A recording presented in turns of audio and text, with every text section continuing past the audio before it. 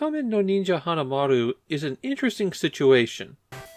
They took an existing game, changed the graphics, made a few tweaks, and that's how Wagyan Land became Kamen no Ninja Hamaru. What, you thought I was talking about something else? Now Productions was the developer of Wagyan Land, and they repurposed the entire engine for Kamen no Ninja Hamaru. Once you know about that connection, it becomes really easy to spot. The sharply geometric stage features, the minigame-based boss battles, the fact that you die with the slightest contact with anything. Of course, they made plenty of changes too. This game looks an awful lot like it's based on an existing property, but it's wholly original to Capcom. Okay, the main character looks exactly like the main character from Kamen no Ninja Akakage, which was adapted to its own Famicom game back in 1988. But this is a reference, not a spin-off. The story is that children have been disappearing from a high-tech amusement park, and so it's up to the heroic Hamaru to go in and rescue them. Most of the stages are platforming, and Hamaru can attack enemies by throwing his cybernetic falcon at them. A lot of enemies take multiple hits to defeat as well, and they don't get stunned when they're struck. As you're running around on stages, you'll find these scrolls.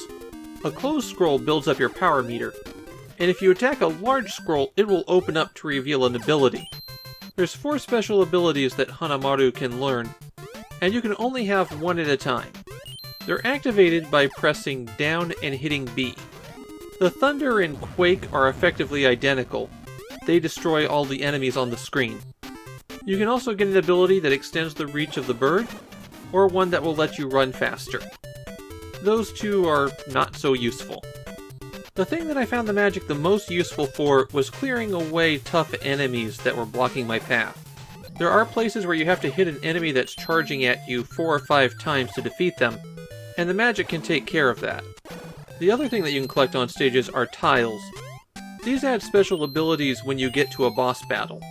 Tiles carry over between lives, and even between stages if you can hold on to them. A lot of these tiles are hidden, invisible until you attack them with the bird. And you're going to need a lot of them, so you'll want to just keep attacking everywhere, hoping to find something. You might find a bonus stage. On these levels you have to play whack-a-mole, hitting the sailors who pop their heads out, knocking the captain, and avoiding the woman who occasionally sticks her head out. Hit enough guys, and you get an extra continue. Screw up, and you lose a life. The bosses that occur every 2 stages are also a minigame. Here, you and the boss are given a set of cards with numbers on them.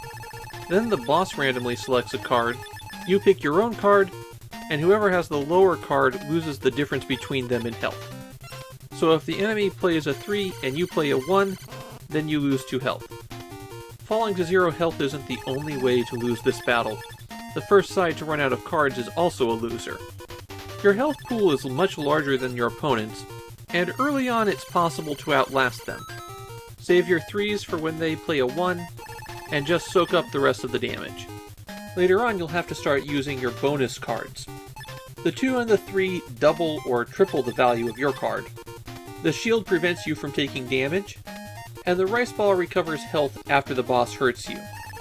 Even with the cards, the strategies are obvious. There's a fixed maximum amount of damage that you can output.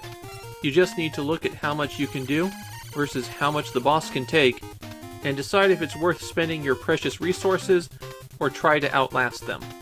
Unless you're collecting all of the hidden items, you're not going to be able to beat later bosses unless you're conserving those cards. In fact, that kind of unbalanced cruelty is the major problem with Kamen Ninja no Hamaru. The platforming in the game has a pretty extreme difficulty, but then they also want you to do it perfectly. There's no checkpoints and one hit kills you, and that's going to lead to some rapid game overs. And they only give you 3 continues with which to beat the game. Those problems are compounded with weird tricks, like on the flying stage, where it starts you out in mid-air falling fast. If you don't know that it's coming and that you have to start flapping, you're going to just instantly lose a life. And this isn't a slow ramp up in difficulty. Stage 2 is an ice level where enemies take many hits to defeat, and some of them will fire a continuous stream of projectiles that deflect your shot. It's the kind of thing I'd expect to see toward the end of the game, not on level 2.